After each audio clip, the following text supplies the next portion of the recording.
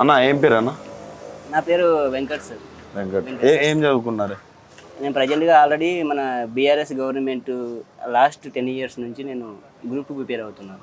Group 2 prepare అవుతారు. Elections వచ్చినాయి, graduate elections. మీ ఈ నల్గొండ ఖమ్మం ఎక్కడన్నా మీది? మాది మామూలుగా అయితే మాది మహబూబ్ నగర్. కాకపోతే ప్రజెంట్గా మెయిన్ ఏంటంటే ఎలక్షన్ ఆల్రెడీ మనకు తెలంగాణ స్టేట్ వైజ్గా మొత్తం రీసెంట్గా మనకు ఎంపీ ఎలక్షన్ అయిపోయింది.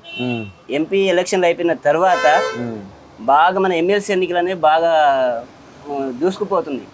ఫస్ట్ ఆఫ్ ఆల్ ఈ ఎమ్మెల్సీ ఎన్నికల్లో ఖచ్చితంగా నిరుద్యోగులకి వెళ్ళి ఒక బాణాన్ని వదిలాం.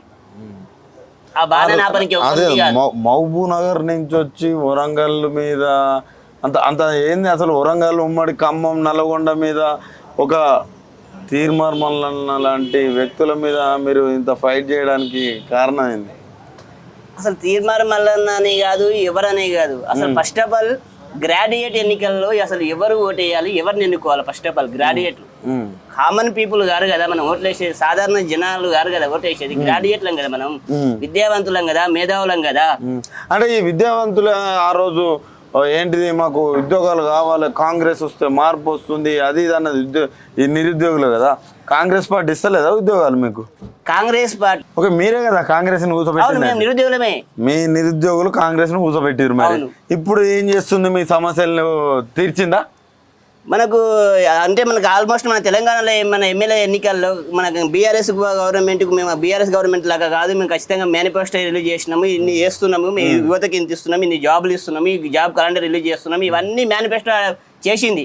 చూద్దాం చేస్తారేమో చూద్దామన్న ఆశతో మేము మన గద్దె కూర్చోబెట్టినాం. కాంగ్రెస్ గవర్నమెంట్ కూర్చోబెట్టిన తర్వాత కాంగ్రెస్ గవర్నమెంట్ కూడా ఒక్క నోటిఫికేషన్ కూడా అసలు పాత నోటిఫికేషన్ రిలీజ్ చేసుకుంటూ అవుతుంది, కానీ ఒక్క నోటిఫికేషన్ వేయలేదు ఇప్పటివరకు. మాకు ఎలాంటి అంటే నువ్వు క్రాస్ చెక్ చేసుకోవాలి నువ్వు. ఎందుకంటే రేవంత్ రెడ్డి ఒక ప్రెస్ మీట్లో అన్నాడు, 2 లక్షల జాబ్ క్యాలెండర్, అదేవిధంగా 30,000 ఉద్యోగాలు ఆల్రెడీ ఇచ్చేసిందట కదా. అవన్నీ రాంగ్ అన్న. ఇప్పుడు ఎందుకంటే మనం సాధారణ జనాలు నమ్ముతారు అలాంటివి. ఏమన్నా మా సాధారణ జనాభా ఒక సభకు పోయినప్పుడు అంత గట్టిగా చెప్తున్నాడు కదా ఒక జర్నలిస్ట్ ని, నువ్వు ఒకసారి క్రాస్ చెక్ చేసుకో, మేము అన్ని ఇచ్చినామని కూడా అంటాడు ఆయన.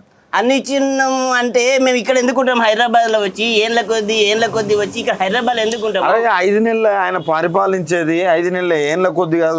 నీకు ఆయన జాబ్లు ఇచ్చిండు అంటున్నాడు.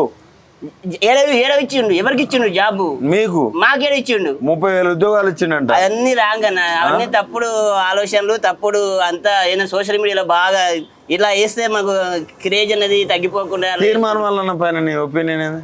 తీర్మార్ మల్లన్న అనే వ్యక్తి ఇంత ముందుకు మన ఇదే నల్గొండ, ఖమ్మం, వరంగల్ గ్రాడ్యుయేట్ ఎన్నికల్లో ప్రొఫెసర్ కోదండరామ్ సార్తో పాటు తీర్మార్ మల్లన్న మన ఎన్నికల్లో నిలబడ్డప్పుడు తీర్మార్ మల్లన్న సెకండ్ ప్లేస్ వచ్చిండు. ఆ రోజు అప్పుడున్న సిచ్యువేషన్ వేరు. ఇప్పుడు ఏంటంటే అసలు కనీసం తీర్మార్ మల్లన్న మన లాస్ట్ టైం మనకు గ్రాడ్యుయేట్ ఎన్నికల్లో ఖచ్చితంగా మనం ఓడిపోయినా కూడా ఒక నిరుద్యోగుల పక్షాన ఒక మన ఒక ధర్నా కానీ, లేకుంటే ఒక అరెస్టు కానీ, ఒక ఇది మన పోస్టుల పెంపకం కోసం కానీ దేని గురించి మాట్లాడలేదు. ఈ రోజు వచ్చి తీర్మార్ మల్లన్న ఏదో కాంగ్రెస్ గవర్నమెంట్కి కొంచెం ఫేవర్గా ఉండి వాళ్ళని వీళ్ళను తీర్మార్ మల్లన్నకి కొంచెం ఫేవర్ అంటాను. ఆయన కాంగ్రెస్ కండువా కప్పుకున్నాడు.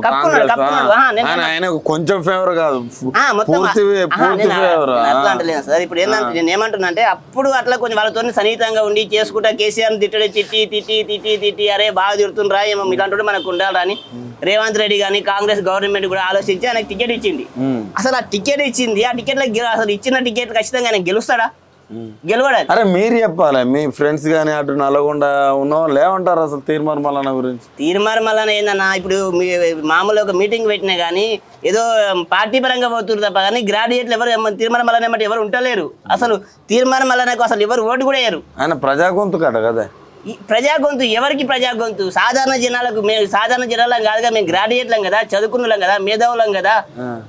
అలాంటప్పుడు ఎవరికి ప్రజా గొంతుకు అవుతారు తీర్మార్ మల్లన్న? అలా తిట్టడం వల్ల, లేకుంటే ఏమన్నా డబ్బు సంపాదించుకోవడం వల్ల అలాంటి దాంట్లో ప్రజా గొంతుకు అవుతారా మల్లన్న? డబ్బు సంపాదించిండా? ఫుల్గా సంపాదించింది. అంత లేనిది మరి ఆ కాళ్ళు గీళ్ళు అవన్నీ వేయడానికి వచ్చినాయి. ఇప్పుడు మళ్ళీ అదే ఆస్తి కూడా, ప్రాపర్టీ కూడా నేను గవర్నమెంట్కి ఫ్రీగా ఇస్తున్నా అని చెప్తున్నాడు. ఆ గవర్నమెంట్కి ఇచ్చిన దాని కదా నిరుద్యోగులకు ఇవ్వచ్చు కదా. అదే ప్రాపర్టీ పెట్టి ఒక నిరుద్యోగులకు ఒక ట్రస్ట్ ఏర్పాటు చేయవచ్చు కదా. కామన్గా ఆలోచిద్దాం మనం కూడా. అవన్నీ ఏం చేయలేదు తీర్మార్ మల్లన్న. ఎలా గెలుస్తాడు తీర్మార్ మల్లన్న? బలమూలం ఎక్కడ కూడా వస్తుంది అంతా అవుతుంది అంతా. వరకు మీ తరపున ఉంటా అంటాడు. అంటే ఆ కొట్లాడే అంటే అది వ్యక్తిత్వం గల ఇప్పుడు చేస్తలేడు. ఎందుకు చేస్తలేడు అంటే ఆల్రెడీ మనకు పదవి ఉంది కదా, గవర్నమెంట్ అగ్రెన్స్ ఏం చేయలేకలేడు కదా. ఆహా, అట్లా అట్లా. సరే, ఓకే, థ్యాంక్ యూ అన్న.